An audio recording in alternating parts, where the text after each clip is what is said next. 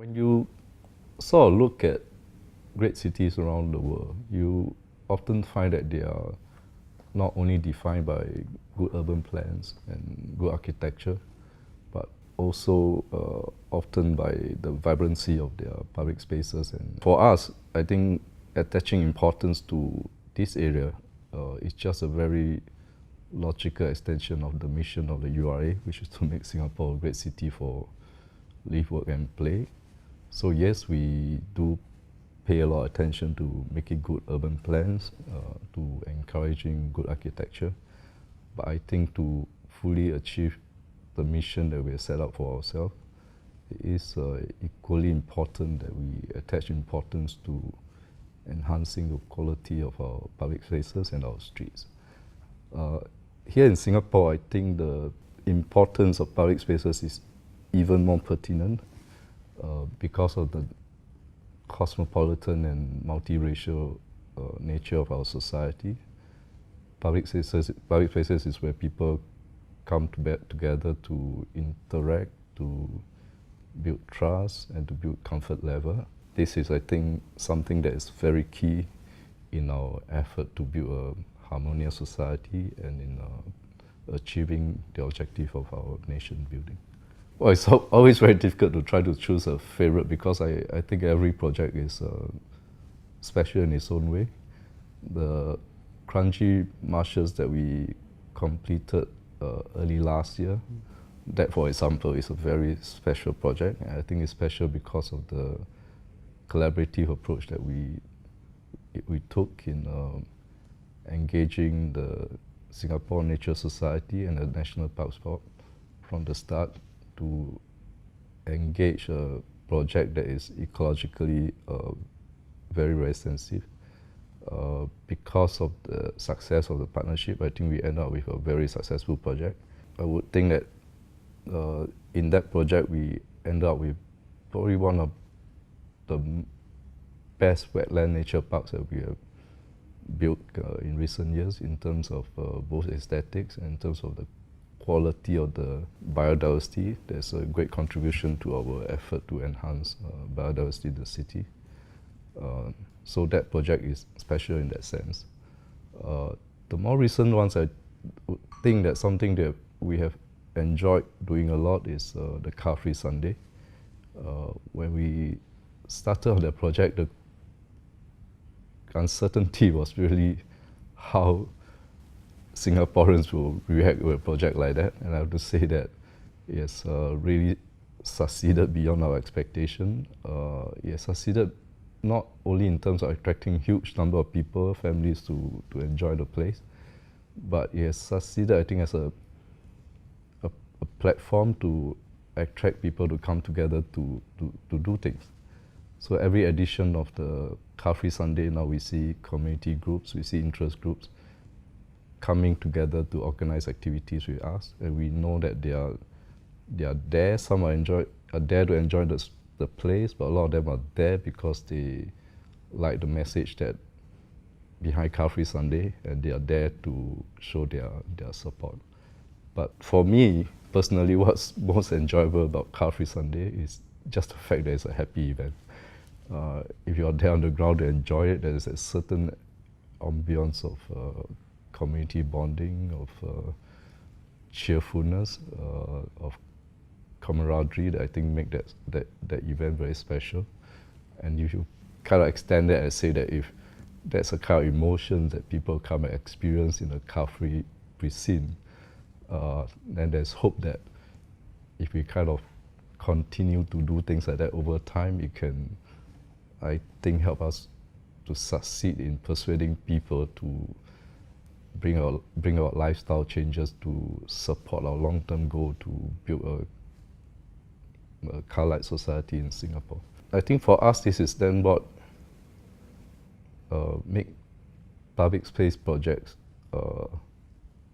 interesting. So in a way, it is about bringing people together to form partnership, collaboration, to create and celebrate public spaces.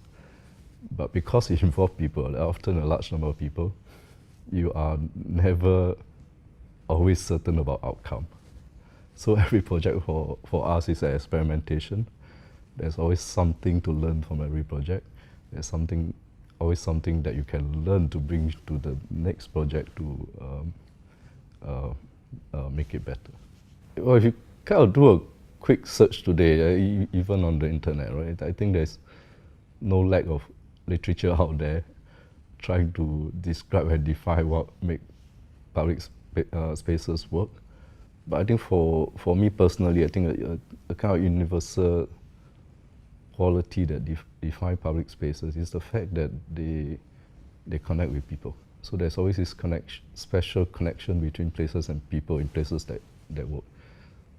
In Singapore, I think a very good example of a very iconic and endearing public space is probably your Singapore Botanic Gardens. This is a place where all of us have fond memories of being there, enjoying the space with friends, with family. I know many people who celebrate special life occasions there, including taking photos of their wedding. And when we look at a place like that, I suppose then you kind of start asking, if you want to start creating or rejuvenating spaces elsewhere in the city, how do we replicate that special emotional bond and connection between the places that you're trying to connect and people. And if you kind of look at the work that we have been doing the last several years, some of the initiatives that we have started, like the Streets for People, our special space, that all is really about encouraging community partners to join us in collaboration to create that bond between them and the spaces that we are trying to create. So the approach is really not about us sort of doing everything for the community, but telling them to kind of say, now tell us, is there a space around your neighborhood that you think can be made special? Tell us how you like to make it special, and we will help to facilitate. And the process, because people are involved in helping us create the space, hopefully then you create that special emotional attachment between them and the space. I think this is the kind of effort that we are embarking on now. I thought something that's been quite special that's been going on probably the last 10 years is this effort to start community gardens in Singapore. Right now we probably have about 1,000 of them.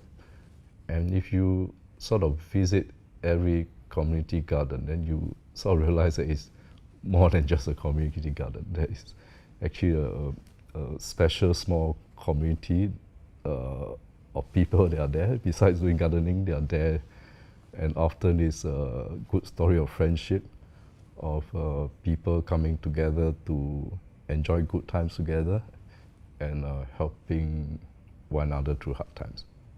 You go to each garden, you see a story like that. And I think this is the kind of things that happen that sort of build that bond between people and space. And these are the kind of things that we kind of want to encourage in our current placemaking effort. First, there's always a place for the big events. So at the URA, as you know, we organize the annual countdown at Marina Bay every New Year's Eve. I always feel there's something special about an event like that, when you bring a community of 300 to 400,000 people together, you usher in the new year together, and you kind of collectively express a hope for the new year. I think an event like that is great for community building. It's great for making a space special for people.